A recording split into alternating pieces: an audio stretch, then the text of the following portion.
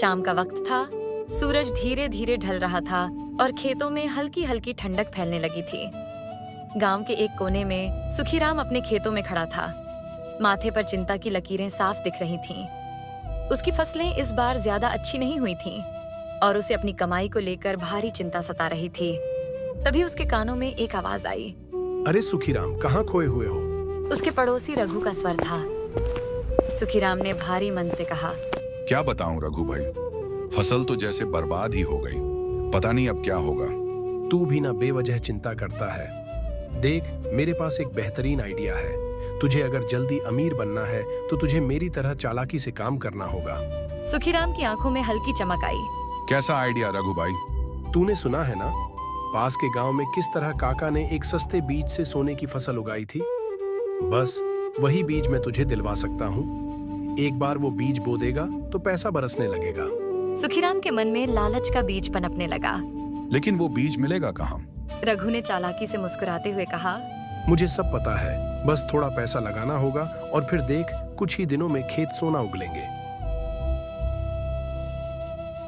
सुखीराम उस रात सो नहीं पाया। उसने बार बार रघु की बातों पर विचार किया।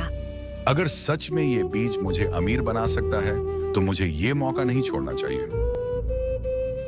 अगली सुबह सुखीराम ने रघु को पैसे दिए और वह उसे बीज दिलवाने ले गया।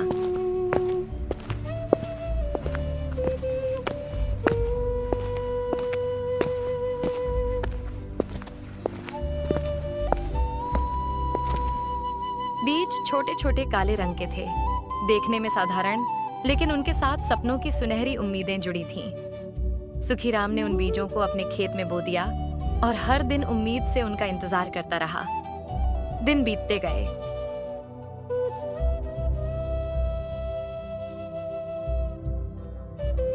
लेकिन कुछ भी नहीं होगा। एक महीने बाद जब कुछ नहीं हुआ तो उसे शक होने लगा। वह रघु के पास गया।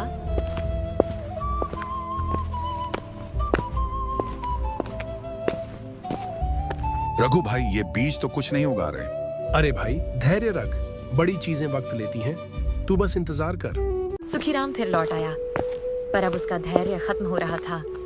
उसकी हालत और खराब होती गई। उसने अपना सारा पैसा उन बीजों में लगा दिया था और बदले में कुछ भी नहीं मिला था। आखिरकार कुछ हफ्तों बाद उसे सच्चाई समझ में आई।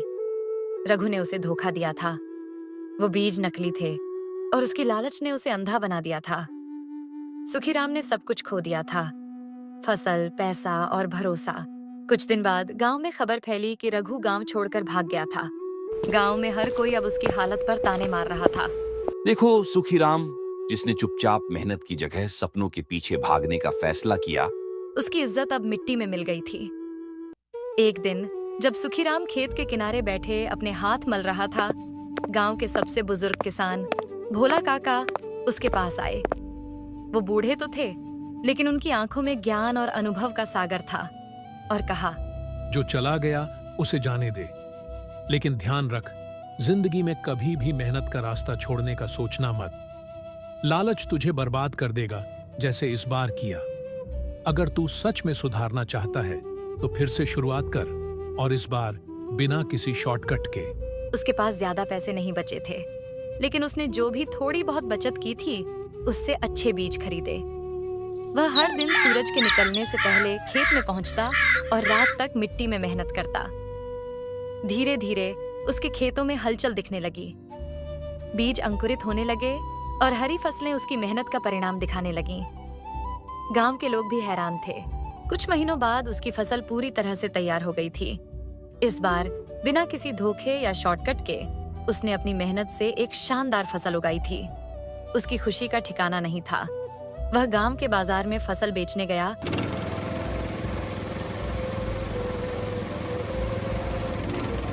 और अच्छा मुनाफा कमाया। सीख: जिंदगी में कभी भी शॉर्टकट या लालच से सफल होने की कोशिश मत करो। सच्ची सफलता मेहनत और ईमानदारी से ही मिलती है।